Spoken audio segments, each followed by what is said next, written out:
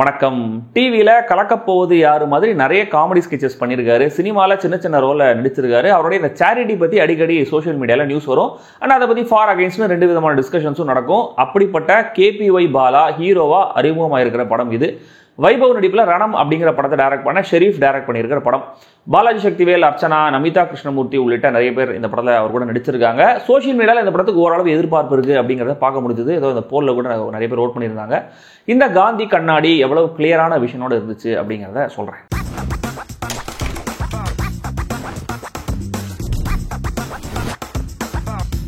காந்தி கண்ணாடி. பாலாஜி சக்திவேல், அர்ச்சனா ரெண்டு பேரும் ஹஸ்பண்ட் அண்ட் ஒய்ஃப். இவங்களுக்கு குழந்தை கிடையாது. பட் ஒருத்தர் மேல ஒருத்தர் அதீதமான பாசத்தோட அன்போட இருக்காங்க. பாலா தன் ஃப்ரெண்ட்ஸோட சேர்ந்து ஒரு ஈவென்ட் மேனேஜ்மெண்ட் கம்பெனி மாதிரி ஒன்று நடத்திட்டு வராரு. பணம் சம்பாதிக்கிற பேஷன் அவருக்கு அதிகமாகவே இருக்கு. பாலாஜி சக்திவேல் கிட்ட ஒரு நாள் அர்ச்சனா தன்னோட ஒரு ஆசையை சொல்றாங்க. அவங்க கேட்டதை கண்டிப்பா நிறைவேற்றியே ஆகணும் அப்படின்னு பாலாஜி சக்திவேல் முடிவு பண்றாரு. அவங்க என்ன ஆசைப்பட்டாங்க, என்ன கேட்டாங்க, அதை இவரால் நிறைவேற்ற முடிஞ்சுதா இல்லையா, இவர் ஃபேஸ் பண்ற பிரச்சனைகள் என்னென்ன, இதுல பாலா இந்த கதையில எங்க வராரு, இதெல்லாம் தான் இந்த காந்தி கண்ணாடி.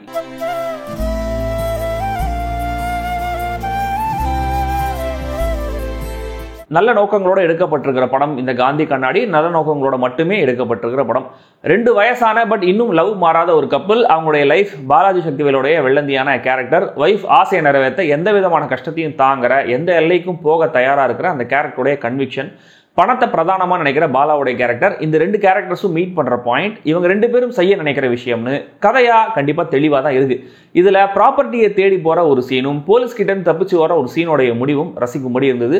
சுத்தமா எந்த விதமான ஸ்பார்க்கோ சுவாரஸ்யமோ இல்லாத லவ் ட்ராக்ல அப்பப்ப பாவமா பார்த்து கொஞ்சம் ஃபீலிங்ஸை கொண்டு வர ட்ரை பண்றாங்க Namitha Krishnamurthy. Corona lockdown, demonetisation மாதிரியான ஃப்ரெஷ்ஷான பிரச்சனைகளை வச்சு ஒரு கதையை எழுதும்போது அதை தாண்டி வந்தவங்களால அதை ரிலேட் பண்ணிக்க முடியும். அதில் ஆல்ரெடி ஒரு டிராமாவும் ரியலிசமும் கலந்து இருக்கு. சினிமா கதைக்கு ரொம்ப அவசியமான ஒரு ஆஸ்பெக்ட் இது.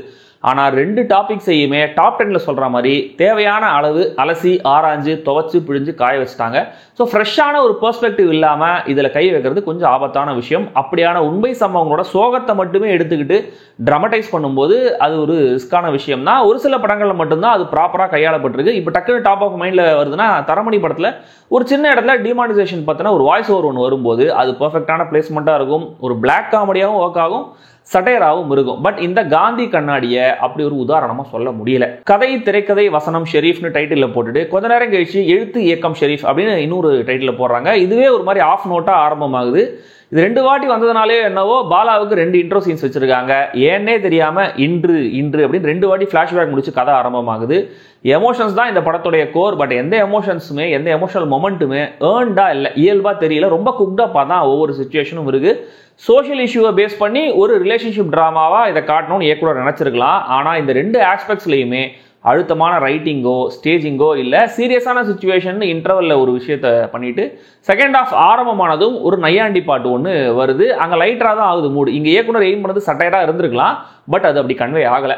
பாலா ஹீரோவா முதல் படம். அவர் முகத்தில் சின்சியாரிட்டி தெரியற அளவுக்கு நடிப்பு தெரியல. அதுவும் அவர் ஃப்ரீஸ் ஆகி நிற்கிற சீன், எமோஷனலாக பேசுகிற சீன்ஸில் கண்டிப்பாக இன்னும் பயிற்சி தேவை போல இருக்கே அப்படின்னு தான் தோணுது. அட்லீஸ்ட் அவருடைய அந்த ஸ்ட்ராங் ஏரியாவான காமெடியில் அவருக்கு கொஞ்சம் ஸ்கோப் இருந்திருக்கலாம். பட் இந்த ஸ்கூலில் ரூபானோட கசையிட்டு பார்த்தியா காந்தி கண்ணாடி உடையில அப்படிங்கிற மாதிரியான ஜோக் சொல்லுவாங்கல்ல, அந்த ரேஞ்சில் தான் அவர் சொல்கிற 1-2 காமெடி கவுண்டர்ஸும் இருக்கு. ஹீரோ கேரக்டர் எழுதப்பட்ட விதமும் ரொம்ப குழப்பமாகவே இருக்கு. என்ன கம்பெனி வச்சிருக்காரு அப்படிங்கிறதே முதல்ல எனக்கு புரியல. அப்புறமா தான் ஈவென்ட் மேனேஜ்மெண்ட்டா அப்படின்னு புரியுது. அப்படி புரிஞ்சாலுமே கூட அது எப்படி அம்மன் கோயில் திருவிழாலாம் ஈவென்ட் மேனேஜ்மெண்ட் கம்பெனிகிட்ட கொடுக்குறாங்க அப்படிங்கிற ஒரு சந்தேகம் வருது. செகண்ட் ஹாஃப் பாதி முடிகிற வரைக்கும் கூட இந்த கேரக்டருடைய நேச்சர் என்னங்கிறது எனக்கு சுத்தமாக புரியல. அவர் கெட்டவனா இருந்து நல்லவனா மாறிட்டாருங்கிற மாதிரி ஒரு மொமெண்ட் வரும்போது தான் ஓஹோ இதுதான் சொல்ல வராங்க போல இருக்குங்கிற மாதிரி புரிஞ்சுது. பட் அந்த டிரான்ஸ்ஃபர்மேஷனும் ஒழுங்காக எழுதவோ நடிக்கவோ ஸ்டேஜ் பண்ணப்படவோ இல்லை. நமிதாவும் ரொம்ப சுமாரான நடிப்பையே கொடுத்துருக்காங்க. இந்த கதையில் அந்த கேரக்டரோட தேவை என்ன அப்படிங்கிறதே ஜஸ்டிஃபைடா இல்லை.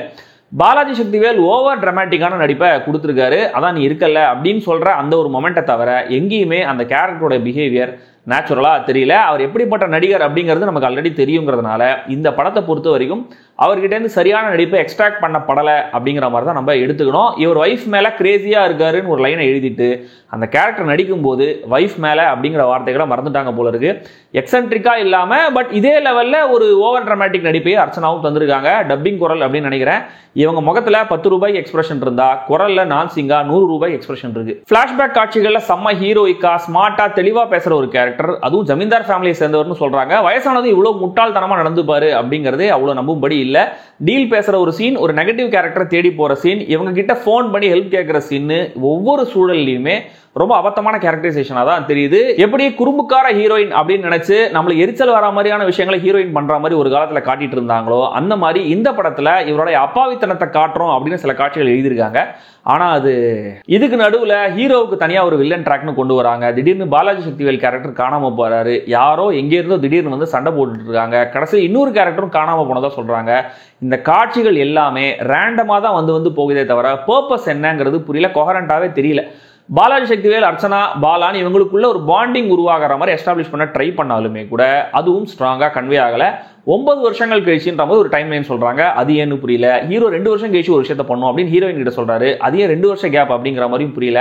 கேமரா எடிட்டிங் உள்ளிட்ட விஷயங்கள் நீட்டா தான் இருக்கு. விவேக் மோவினுடைய பாடல்கள், பின்னணி இசை ரெண்டுமே பாலாவுடைய நடிப்புக்கு காம்ப்ளிமெண்ட் பண்ற லெவல்ல மட்டுமே இருக்கு. மொத்தத்துல இந்த காந்தி கண்ணாடி நல்ல நோக்கங்கள், நல்ல என்டர்டெய்னிங்கான திரைப்படங்களா மாற வேண்டிய அவசியம் இல்லை அப்படிங்கிறத காட்டியிருக்கிற மற்றொரு படம். டிராமாட்டிக்கான படங்கள் பிடிக்கும் அப்படின்னு சொல்றவங்க ட்ரை பண்ணலாம். படம் இப்போதைக்கு தியேட்டர்ஸ்ல மட்டுமே ரிலீஸ் ஆயிருக்கு.